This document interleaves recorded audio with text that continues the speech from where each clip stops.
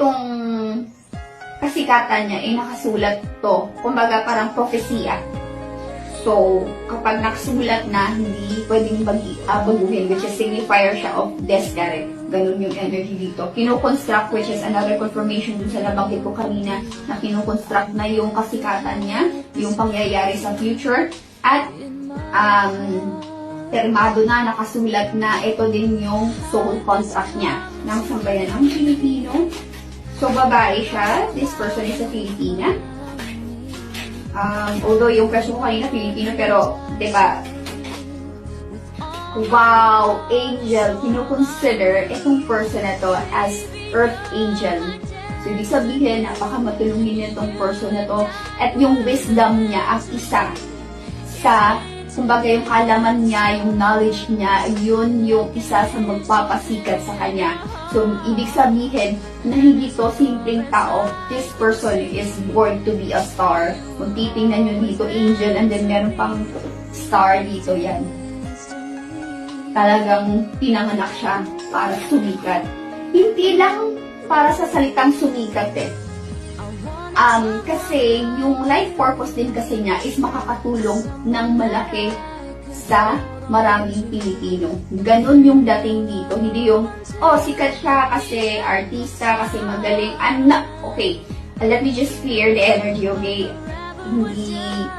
Hindi ko rin discriminate. Hindi ako ng tipo ng gano'n. Ibig ko sabihin yung sumikat siya dahil sa marami siyang kawang gawa na nagawa.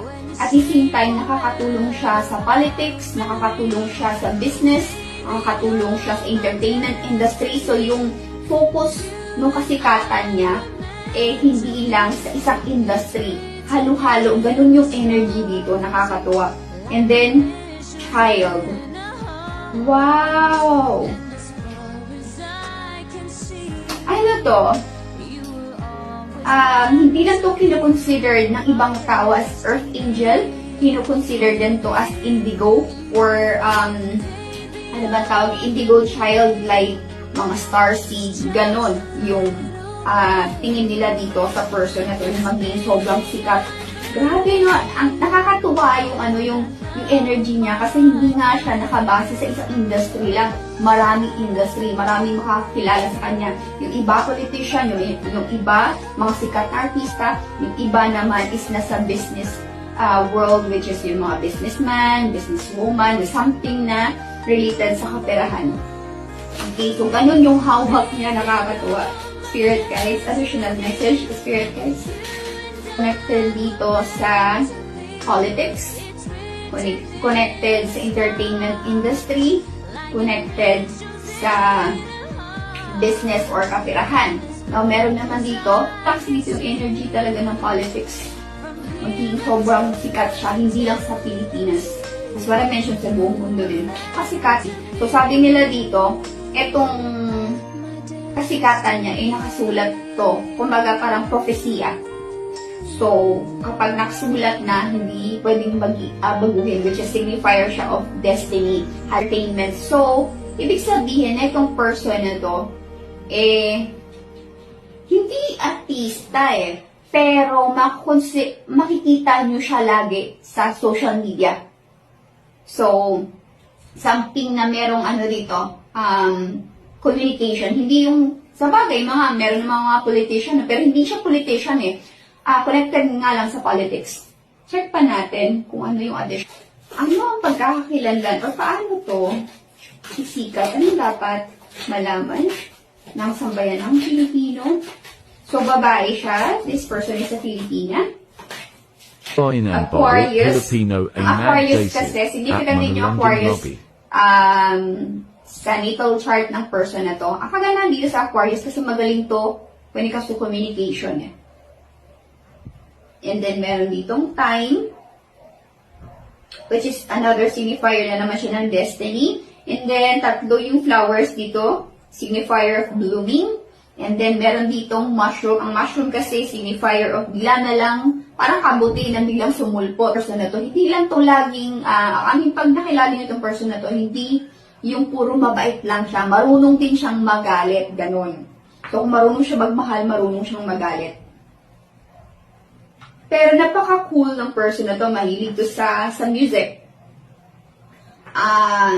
Mahilig din siya sa animals. Insignificant sa kanya yung moon. Lalo na Christmas, isa to sa paborito ng taong to. Interesting. Now, titingnan nagsimula as larva. Sabi, pag nakakita tayo ng larva, oh my gosh, uod, mga ganun, diba? Pero kapag it's time niya na maging butterfly, diba, gumagawa siya ng cocoon, pumapasok siya doon, nag-i-stay siya doon parang for healing, transformation, and then, pag time niya na maging butterfly niya, doon na nilalabas siya doon sa cocoon, diba? Pinapakita dito na kapag time niya na maging sobrang sikat siya, magugulat yung maraming tao kasi marami sa mga past na kilala niya or kilala siya na hindi siya ganun. And then, ano nangyari din sa person na to? Bigla na lang, hindi ko akalain na meron palang talent na ganito itong person na to. Hindi ko akalain na sobrang talented pala, sisikat pala itong person na to kasi dati, binubuli ko lang to. Dati, sinasabihan ko ng mga hindi magaganda kasi akala ko hindi talented, akala ko hindi sisikat, akala mga ganun yung energy dito. So marami sa mga past connection ng person na to hindi talaga akalain na sisikat. Parang yung person na to, yun, meron akong from brag to riches. So galing to sa mahirap na buhay, mahirap na pamilya itong person na to, and mapupunta siya sa rurok ng tagumpay. Look at that. Okay, one more card here, guys. Para yung nakaka-irap up, please.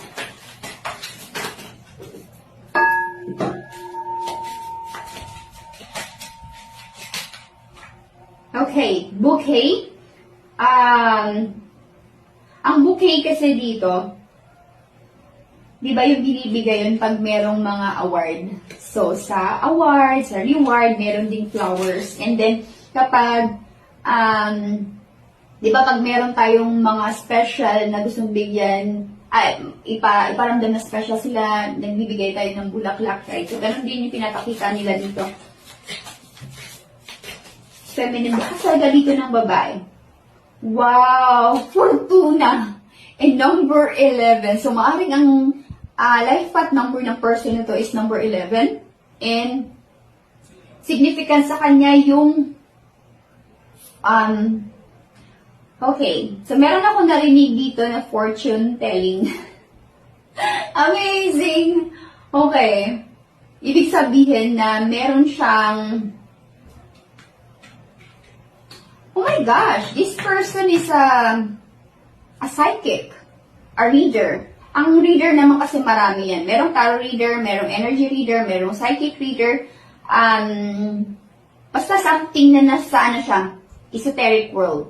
Okay, so hindi to, yeah, esoteric. Tingnan pa natin. Spirit guys, additional message.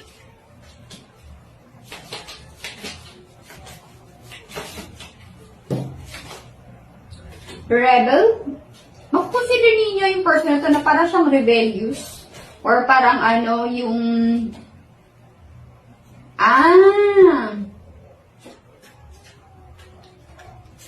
okay. Yung rebel dito, hindi ito negative. Actually, positive siya in a way na hindi siya basta-basta sumusunod sa common rules or kumbaga parang, ito yung policy in a way na kailangan sumunod ka. Meron kasi sa natin, di ba, sa community natin or parang, ano ba sabihin to? Like, kailangan maging, kapag ito yung trending, sumunod ka rin siya. Hindi may sarili siyang trending. Kumbaga siya, initiator siya, creator siya, ganun siya. Now, kung ano yung feel niyang gawin, ginagawa niya, hindi siya sumusunod. Dahil kasi usog, gagawin ko. No. Hindi ganito yung person na to. Kung ano nasa isip niya, gagawin niya yung sa tingin niya, bago, hindi pa nagawa. Hindi sasabihin, hindi pa yan sisikat. No, itong gagawin ko, feeling ko sisikat to. Sisikat talaga to. Ganon yung energy ng person na to, nakakatuwa.